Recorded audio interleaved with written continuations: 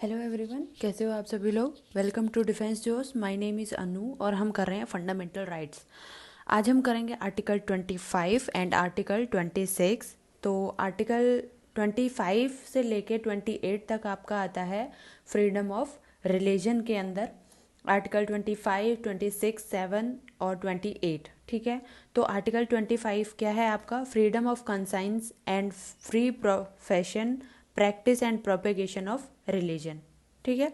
तो आर्टिकल जो 25 से 20 स्पेसिफिकली जो रिलीजन की बात की गई है इसके अंदर, तो आर्टिकल 25 आपका क्या बोल रहा है कि फ्रीडम ऑफ कंसाइंस है आपके पास, ठीक है। यानी कि आप फ्रीली अपना जो भी आपका रिलीजन है, जो भी आप मानना चाहते हैं उसको प्रैक्टिस कर सकते हैं।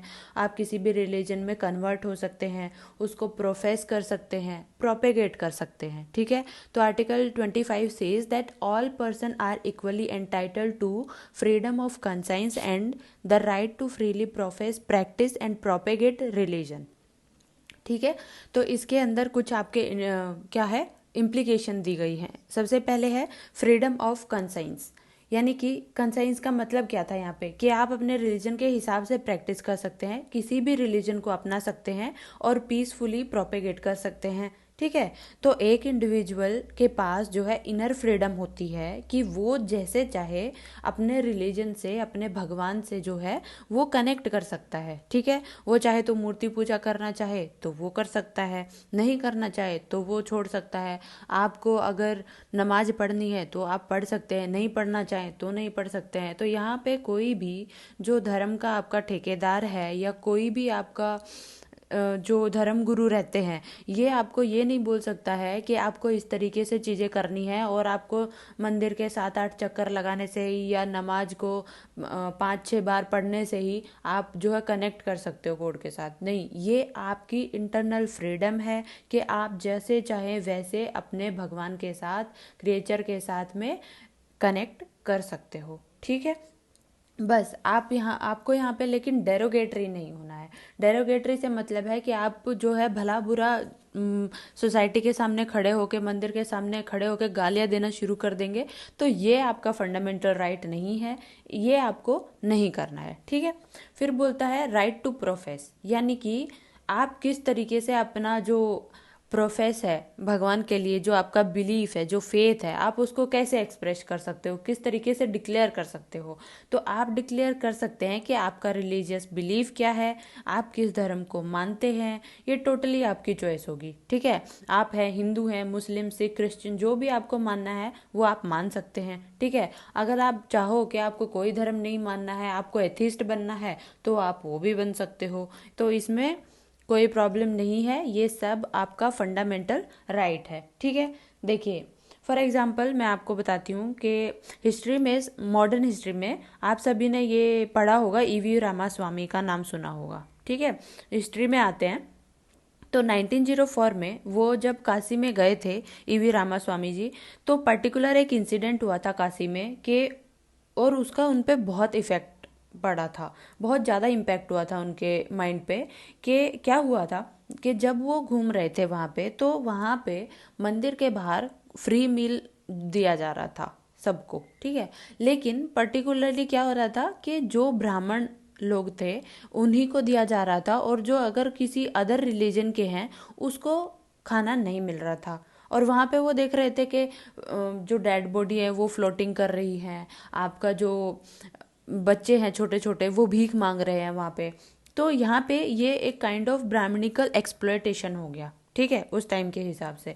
तो जब ये एक्सप्लॉयटेशन हुआ तो इसका बहुत गंदा इम्पैक्ट हुआ, और उन्होंने क्या किया कि वो जो एक नकली भेस बना के और वो खाने के लिए चले गए। तो वहाँ पे लेकिन उन्होंने, उनकी जो मूछें थी, उन्होंने धोखा दे दिया वहाँ पे उनको, और वहाँ पे उनको पहचान लिया एक जो मंदिर, जो सिक्योर, जो गार्ड था मंदिर का, उसने, कि जो हमारे धर्म में तो मूछें नहीं रखते हैं, तो मूछों ने उनकी धोखा दे दिया। तो वहाँ से उनको बहुत ही रूडली और गंदे तरीके से और बहुत ही गंदा भला बुरा कह के उनको मंदिर से बाहर निकाल दिया गया। और उसके बाद उन्होंने मतलब देखा कि ये सारी चीज़ें तो होती हैं, तो ये तो मतलब इनजस्टिस हुआ, एक्सप्लॉयटेशन हो गया। तो उन्होंने क्या किया फिर कि वो अपने आप ही इसका इम्पैक्ट होने से एथिस्ट में कन्वर्ट हो गए कि वो अब किसी धर्म को, किसी बिलीफ को, किसी भी रिलीजन पे कोई बिलीफ नहीं करते हैं। ठीक है, तो ये होता है आपका एथिस्ट। ठीक है, फिर बोलता है राइट टू प्रैक्टिस।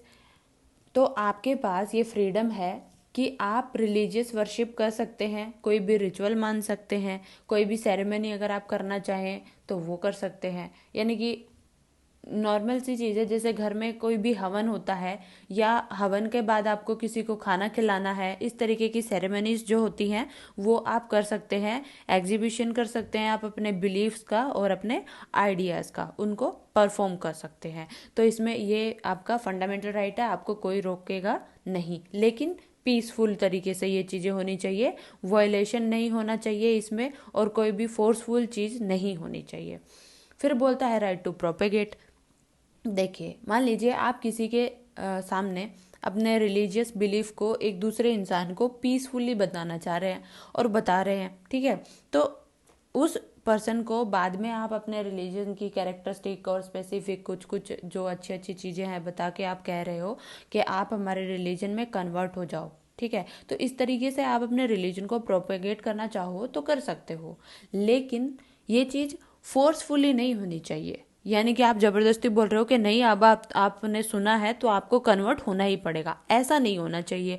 ये सब चीज़ पीसफुली होना चाहिए और उसके कॉन्शियस के हिसाब से होना चाहिए कि वो चाहता है तो वो कन्वर्ट हो सकता है, अगर वो चाहे तो बस सुन के आपको पीसफुली और छोड़ सकता है कि नहीं, मेरे को कोई कन्वर्जन जो है वो नहीं चाहिए। ठीक है, तो ये टोटली उस इंसान की चॉइस होनी चाहिए। फोर्सफुली तरीके से ऐसा नहीं होना चाहिए, पीसफुल तरीके से चीज़ों को करना है। ठीक है, फिर बोलता है कि जो आपका आर्टिकल 25 है वो आपको ना बस ये मतलब फ्रीडम देता है कि आप अपने रिलीजियस बिलीफ को माने, लेकिन साथ साथ रिचुअल भी आप कर सकते हो। ठीक है, प्रोपेगेट आप कर सकते हो ये सारी चीज़ों को।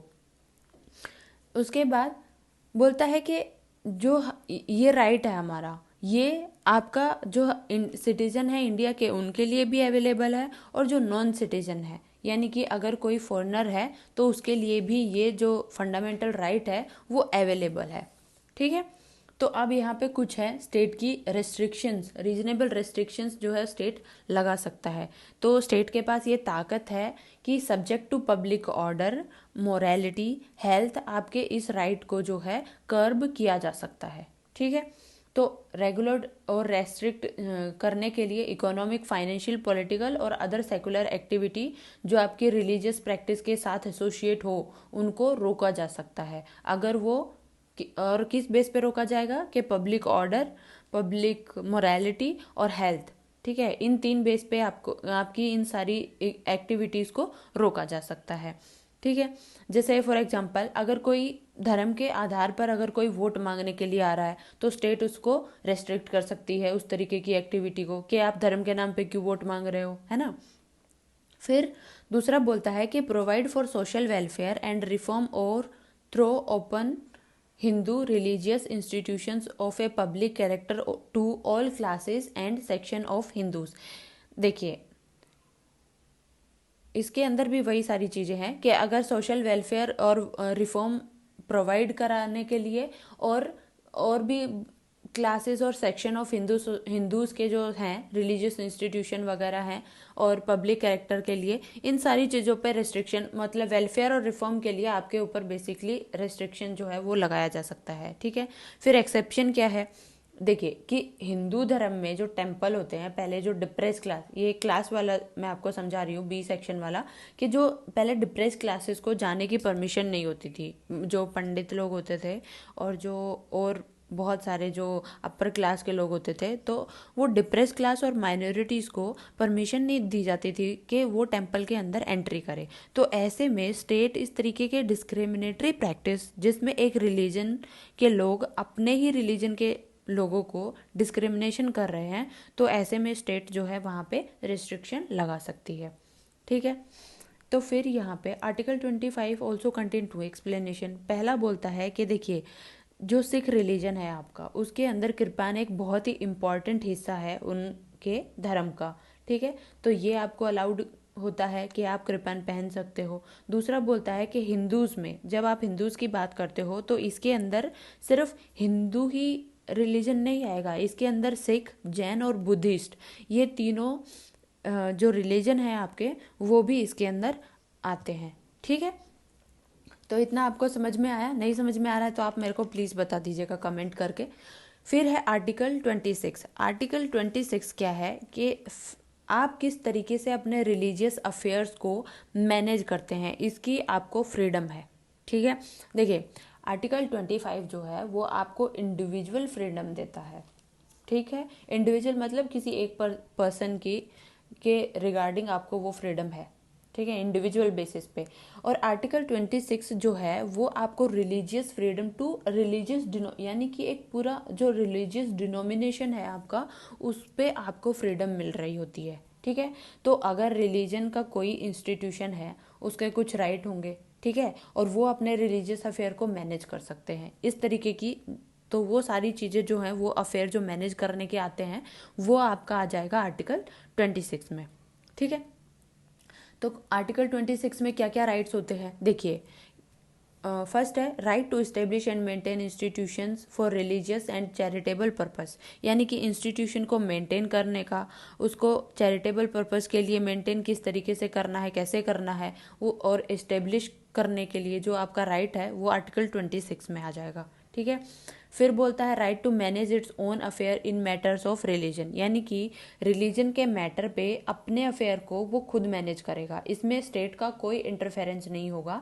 सिर्फ वो जो इंस्टीट्यूशन है, वहाँ के जो लीडर हैं, जो लोग हैं, जिन जो मेंबर्स हैं उस इंस्टीट्यूशन के, वो खुद उस मैटर को जो है, उस अफेयर को खुद मैनेज करेंगे, उसमें स्टेट का इंटरफेरेंस नहीं होगा, कोई एडमिनिस्ट्रेशन लेवल पे आपका इंटरफेरेंस नहीं होगा। ठीक है, थर्ड बोलता है कि right to own and acquire movable and immovable property, यानी कि अगर आपकी कोई लैंड है और उसको आप यूज़ कर रहे हो, मान लीजिए वहाँ पे कोई शॉप है या आपका कोई स्कूल है या कोई और काम वहाँ पे अगर हो रहा है, तो उस प्रॉपर्टी को जो रिलीजियस डिनोमिनेशन के लिए एक्वायर किया जा सकता है। ठीक है, और उसको एडमिनिस्टर भी किया जा सकता है इन accordance with the law.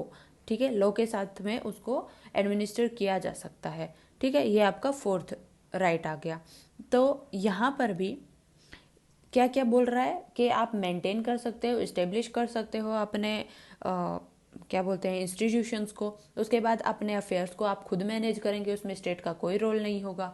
Movable immovable जो प्रॉपर्टी है, उसमें ये आपका फंडामेंटल राइट है, आप उसको एक्वायर करके और रिलीजियस पर्पस के लिए यूज़ कर सकते हो। ठीक है, फिर बोलता है right to administer such property in accordance with law, यानी कि लॉ के हिसाब से आप उसको एडमिनिस्टर कर सकते हो।